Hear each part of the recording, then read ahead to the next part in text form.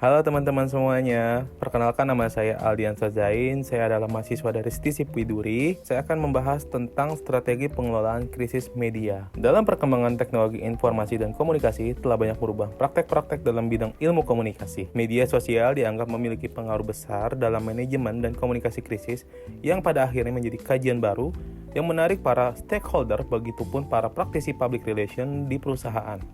Media sosial memberikan kemungkinan bagi krisis untuk tersebar dan berkembang dengan cara yang baru, di mana media tersebut telah mempengaruhi secara keseluruhan tahapan komunikasi krisis, baik itu tahapan sebelum krisis, pada saat krisis, maupun sesudah krisis. Definisi krisis. Krisis merupakan sebuah kondisi yang ditandai oleh perubahan tiba-tiba dan serius dalam berbagai aspek kehidupan sosial, komunikasi, politik, dan lingkungan yang dapat mengancam stabilitas, kesejahteraan, atau kelangsungan hidup individu, kelompok, bahkan masyarakat secara keseluruhan. Dalam menghadapi krisis, organisasi perlu mengembangkan strategi yang sesuai dengan jenis krisis yang dihadapi, sehingga mereka dapat merespon dan mengatasi tantangan yang muncul. Krisis komunikasi terjadi ketika organisasi mengalami masalah dalam mengelola informasi. Pengenalan manajemen krisis komunikasi. Manajemen krisis komunikasi adalah pendekatan yang digunakan oleh organisasi untuk merencanakan, merespon, dan mengelola komunikasi selama situasi krisis dengan tujuan menjaga reputasi, menginformasikan pemangku kepentingan, pengenalan, dan meminimalkan dampak negatif. Organisasi yang memiliki manajemen krisis yang baik mampu mengatasi krisis dengan lebih efektif, mengurangi dampak negatif, dan menjaga reputasi yang baik. Pentingnya komunikasi dalam krisis. Komunikasi dalam krisis memiliki peran kunci dalam mengelola situasi yang sulit, juga dapat merusak reputasi suatu organisasi. Komunikasi yang efektif dalam krisis memungkinkan organisasi untuk memberikan informasi yang akurat dan relevan kepada pihak terkait, meminimalkan spekulasi yang tidak diinginkan, dan membangun kepercayaan dengan publik. Komunikasi yang cepat dan meresponsif sangat penting untuk menjaga reputasi dan meminimalkan dampak yang negatif. Proses manajemen krisis komunikasi. Manajemen krisis komunikasi adalah proses merencanakan, merespon, dan mengelola komunikasi selama situasi krisis dalam organisasi. Proses manajemen krisis komunikasi adalah pendekatan sistematis untuk mengelola komunikasi selama situasi krisis dalam organisasi. Proses ini melibatkan serangkaian langkah-langkah yang dirancang untuk merespon krisis, melindungi reputasi organisasi, dan meminimalkan dampak negatifnya.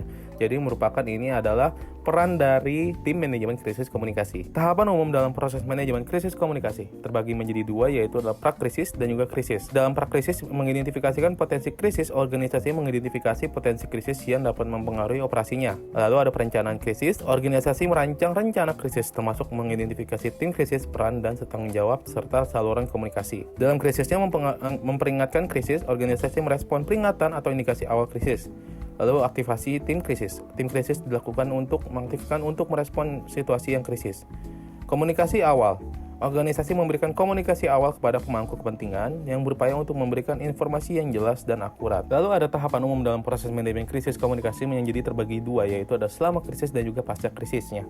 Yaitu yang selama krisis komunikasi terus menerus. Organisasi terus berkomunikasi dengan pemangku kepentingan selama krisis. Ini memberikan kita harus saling berkoordinasi yang jelas terhadap krisis yang akan nantinya terjadi. Lalu ada responsif terhadap isu. Organisasi merespon isu-isu dan pertanyaan yang muncul selama krisis. Nah, respon ini juga akan ditanggapi oleh tim manajemen krisis yang akan nantinya saling berkoordinasi dengan perusahaan ataupun organisasinya. Lalu ada manajemen reputasi, upaya yang dilakukan untuk menjaga atau memulihkan reputasi organisasi. Di dalam pasca krisis, evaluasi organisasi mengevaluasi respon mereka terhadap krisis dan proses manajemen krisis komunikasi.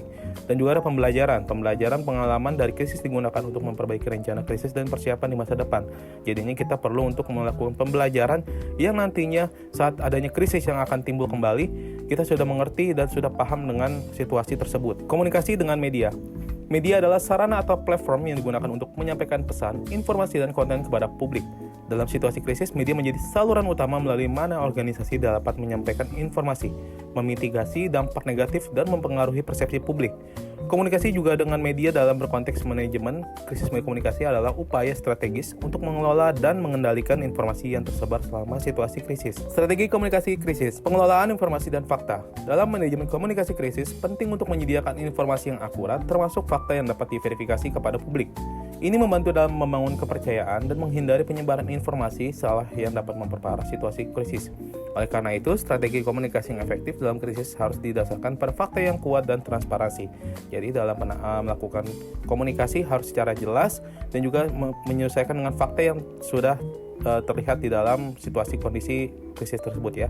Menghadapi isu negatif. Isu-isu negatif seperti rumor, kesalahan informasi, atau penekanan media terhadap kesalahan organisasi dapat memperparah situasi krisis.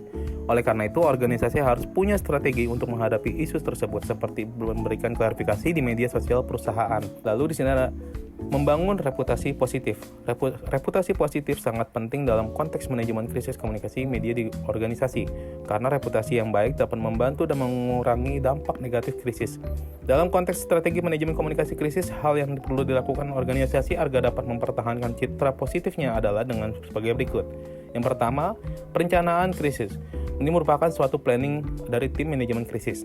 Lalu yang kedua ada transparansi dan kepastian. Merupakan informasi yang jelas dan informasi yang fakta untuk diberikan kepada tim manajemen krisis. Respon cepat dan efektif.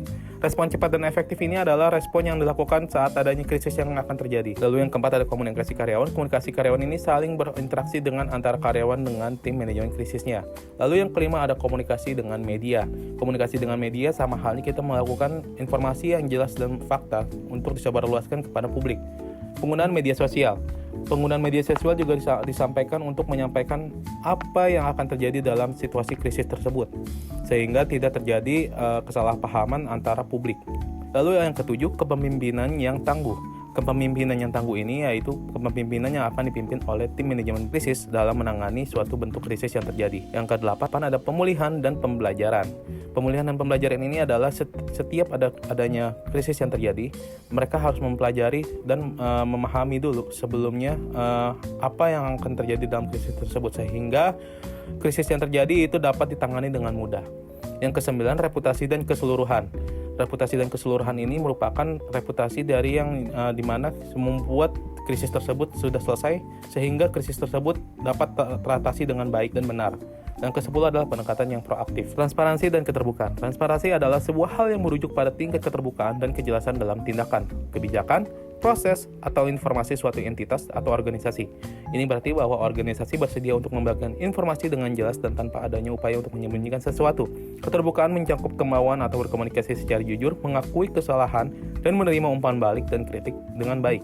Ini mencerminkan integritas dan komitmen yang bertindak dengan jujur dan mendukung keadilan. Lalu ada kecepatan dan responsivitas.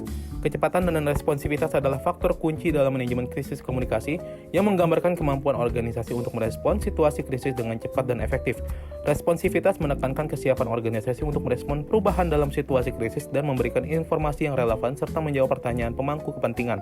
Untuk masa sekarang, kecepatan dan responsivitas adalah kunci untuk menjaga reputasi organisasi dan memastikan bahwa informasi penting tersampaikan dengan tepat waktu. Jadi di sini kecepatan dalam penyampaian informasi, jika terjadinya ada suatu krisis yang terjadi, itu dapat ditangani dengan secara cepat ya. Lalu ada konsistensi dan koordinasi. Konsistensi dan koordinasi dalam konteks manajemen krisis komunikasi sangat penting. Konsistensi memastikan bahwa pesan yang disampaikan selama krisis tetap seragam, sehingga tidak adanya kebingungan dalam informasi yang diberikan kepada berbagai pihak terkait. Lalu sementara itu, koordinasi diperlukan untuk mengintegritas berbagai aspek komunikasi, seperti pesan kepada publik, media, dan pihak terkait lainnya, sehingga respon terhadap krisis yang terjadi dapat berjalan efisien dan efektif. Pengelolaan isu-isu sensitif. Pengelolaan isu-isu sensitif dalam manajemen krisis komunikasi adalah suatu aspek penting yang memerlukan perhatian khusus. Penting untuk mencermati isu-isu yang memenuhi sebagian besar kriteria ini karena isu-isu tersebut cenderung memerlukan perhatian khusus dan pengelolaan yang hati-hati dalam manajemen krisis komunikasi. Selain itu, evaluasi risiko terhadap perkala juga dapat membantu organisasi mengidentifikasi isu-isu yang sensitif. Lalu di sini ada praktik manajemen krisis komunikasi, perencanaan krisis komunikasi. Dalam situasi krisis, perencanaan komunikasi membantu organisasi untuk merespon dengan cepat, menjaga kejelasan informasi, meminimalkan ketidakpastian, dan menjaga reputasi positif. Oleh karena itu, penggunaan strategi perencanaan komunikasi yang matang dapat membantu organisasi dalam mengelola krisis dengan lebih efektif dan meminimalkan dampak negatifnya. Lalu ada respon cepat dan krisis simulasi.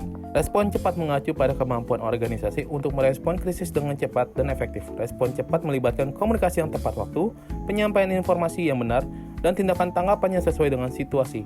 Dalam praktik krisis komunikasi, respon yang cepat sangat penting karena alasan berikut. Yang pertama, yaitu menghindari penyebaran informasi yang salah. Yang kedua adalah mengelola ketidakpastian. Dan yang ketiga, mengurangi dampak negatif. Yang keempat adalah mengelola reputasi. Lalu yang kelima, kepercayaan pemangku dari kepentingan. Lalu ada evaluasi setelah krisis. Evaluasi adalah proses sistematis untuk menilai atau mengukur keefektifan, efisiensi, dan hasil yang selalu sesuai dengan program, proyek, kebijakan, dan aktivitasnya. Evaluasi memiliki peran penting karena membantu organisasi untuk memahami sejauh mana respon mereka dalam menghadapi krisis berhasil, mengukur dampak terhadap reputasi, mengevaluasi rencana krisis, dan memberikan pembelajaran berharga untuk masa depan. Contoh kasus yang terjadi adalah pada tahun 2011, tepatnya di bulan Juli, maskapai penerbangan Garuda Indonesia menghadapi ancaman mogok pilot, yang dimana selama ini terjadi pemogokan, Garuda secara intensif menjalin komunikasi dengan para penumpang atau calon penumpangnya melalui akun Twitter. Garuda memanfaatkan Twitter sebagai penyampaian informasi.